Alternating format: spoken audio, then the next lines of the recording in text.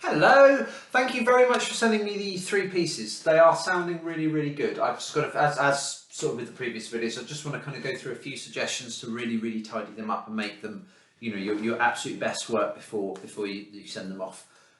So good stuff. I'll work through them in reverse order, just because I'm feeling rebellious. So kettle rag first of all. Kettle rag. First thing to say about this one, by the way, you don't need, I double checked the syllabus for this morning, but you don't need to do those first repeats. So just start as if it's kind of on the second repeat and go straight through to the second section.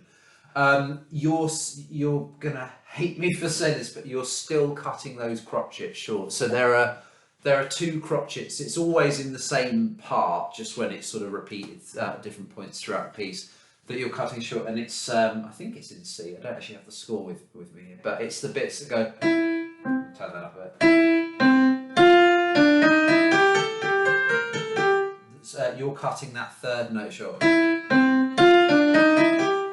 It's which is really evil. Da da da da da da. To be honest, that's the only sort of rhythmic thing I notice, and rhythm is everything in this kind of piece. To be honest, in a rag piece, you can get away with quite a lot in terms of notes. Not that you were playing on notes, but rhythm is absolutely everything. Just to kind of keep that drive going. I just take those bits out and practice the right hand on its own. I think there's only a couple of left.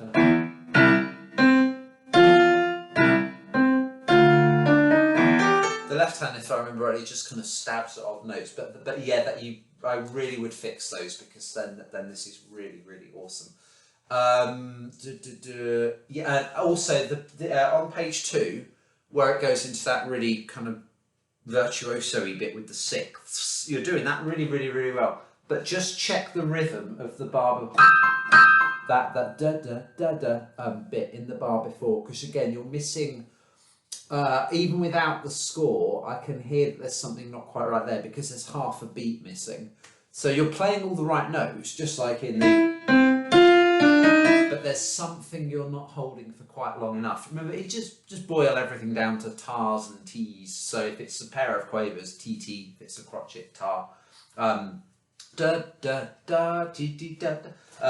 And that will sort of fix that really nicely. But other than that, really well done. The dynamics were there. I mean, the more kind of blatant, I guess, you can be with the dynamics in a piece like this, the better, because it's a rag, so it's not about sort of subtlety and absolute sophistication of dynamics and stuff. It's just sort of gutsy and showy and fun. But no, you play this really well. It's so totally your style.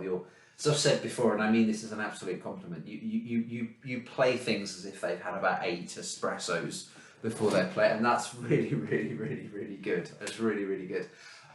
So the Scherzando, again, this is good. This is coming along really well. The main two things with this, and I've even underlined them on the paper. It's too heavy. And honestly, I think you're playing it too fast. And I checked it out with the metronome, and the speed you're going for most of it is certainly above the metronome marking that's advised, 100 crotchets per minute. And remember, that's only a guideline. It's infinitely better to have it say at 90, but have absolute control over all the things you want to do. So the phrasing, the dynamics, how kind of gentle or vicious the staccatos are, all those kind of things. Speed is just one variable. I think we all get too kind of hung up on this idea that faster is better, and it's just not the case at all. First thing I would do is slow this down just a little bit. I'm going to give you an idea. I've set the metronome here to 100.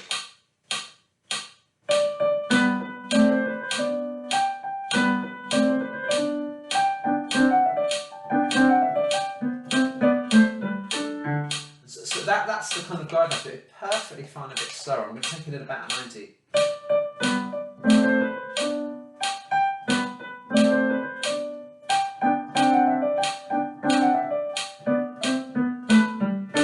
Forgive all the wrong notes. But I think anything that allows you to be a little bit more kind of gentle with it, especially at the beginning, because that's the thing, it's MP at the beginning. So treat that, forget the M, treat that as proper P, because otherwise you can't really make anything of the contrast when you get to the forte section.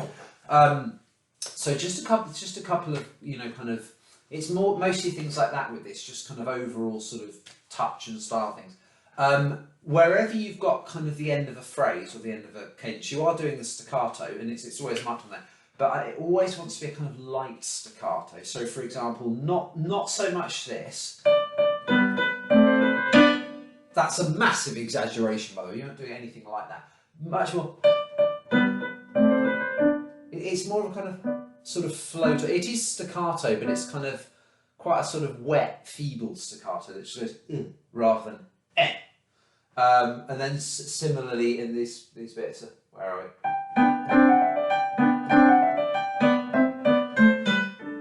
So that where you've got those octaves in the left hand, just sort of float off the second, off the lower one, just to give it a nice soft rounded edge. Think of it as like this wonderful analogy coming up. It's like sort of sharp edged furniture in a room full of toddlers. You'll go around with a sander and just smooth those edges off so that the little people don't run into them and hurt themselves. Goodness knows where that came from. Similarly on the bottom line, where you've got these, it'll just help kind of carve those up, otherwise that bit sounds a bit breathless.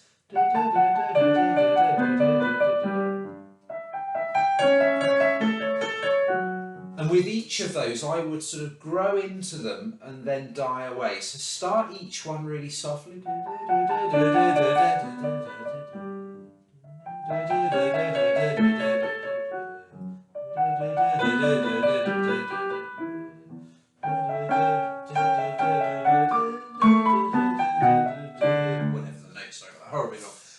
But I sort of read that as well. Just shape those phrases there. So I treat each one as a separate entity. Start each one really quietly, build up, die away, and that means you'll start the next one at the same dynamic you left the old one at, and that creates some really lovely musical shaping. Yeah. So the main theme, just be softer at the cadences, or at the ends of the phrases, I should say. And just be a little bit lighter. However, there is a big however to this. I like the fact that you've got a lot of the usual sort of Benji energy in this, because it works, and it's really, really appropriate. I mean, the piece is titled Scherzando, which kind of means sort of playfully sort of thing. So it doesn't want to be super kind of stiff and highbrow and taking itself too seriously. I like the fact that it's, you're playing it with a lot of. It sounds fun. But I think it just needs to be slightly more relaxed fun. Other than that, it is really, really good. So would you mind doing another take specifically of this piece actually? And I just want it to be more relaxing, still with the same kind of cheekiness and joy, but just a bit more relaxing. Couple of technical points as well. Watch bar 11, 12, 13, bar 15. You're still slowing down a bit there. So towards the end of line 3.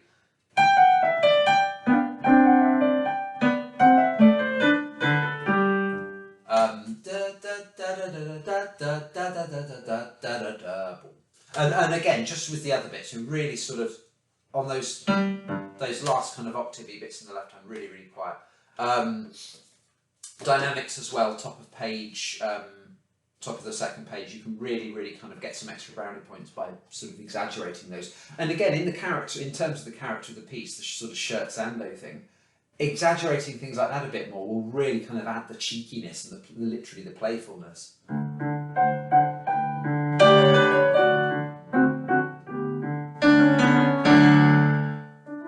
so on and so forth.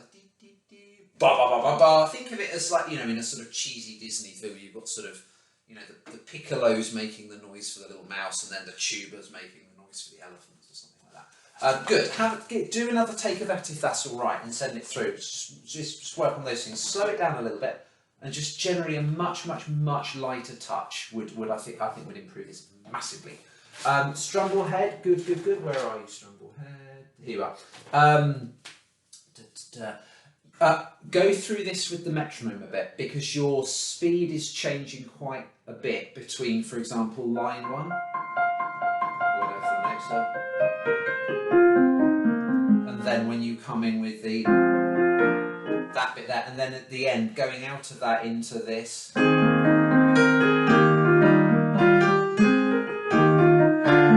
Into that bit there, the tempo was changing a fair bit. Just go through that with the metronome and you'll see what I mean. The other bit we still need to do a little bit of work on the counting is the line that starts bar 31.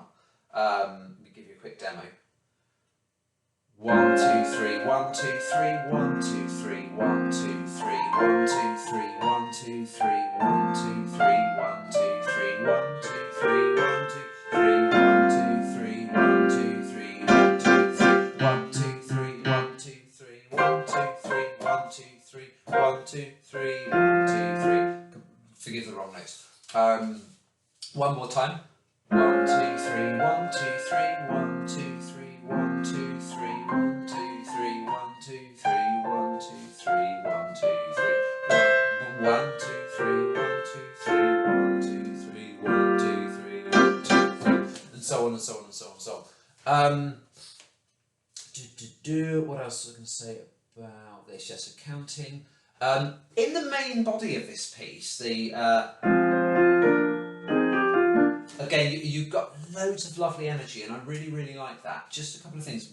Make sure you're pedalling. It was a bit hard to tell on the recording whether I think you were, but just actually sure you're pedaling that. I would just be a bit. By all means, be lively with the right hand.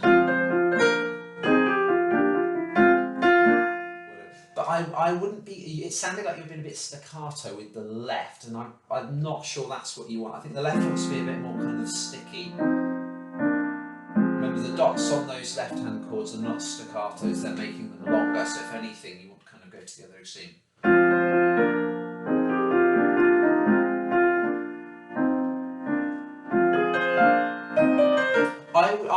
I would, given that this is probably the most mellow of your three pieces, I would be inclined to try and bring that out a bit more, because that shows a really good contrast, and it also shows that as a musician you're really versatile and you can go from, you know, the super kind of lively dee dee dee dee dee dee dee, and then the, you know, the mega energetic Kettle rag to something that's, you know, I wouldn't say this piece is slow at all, but it's I think it wants to be just a bit more mellow. So yeah, rather than yours, it's sounding a little bit too kind of like that. I think it just needs to be a bit more kind of chilled. The final thing with Strumble head as well, I couldn't really hear the dynamics. I think some of them were maybe there, but you need to be a lot more blatant about them, especially the ones that are marked subito suddenly, like in bar 13. It's really good. Just to summarise, there's Strumble head, metronome for that first page, just to be aware of any tempo changes between sections.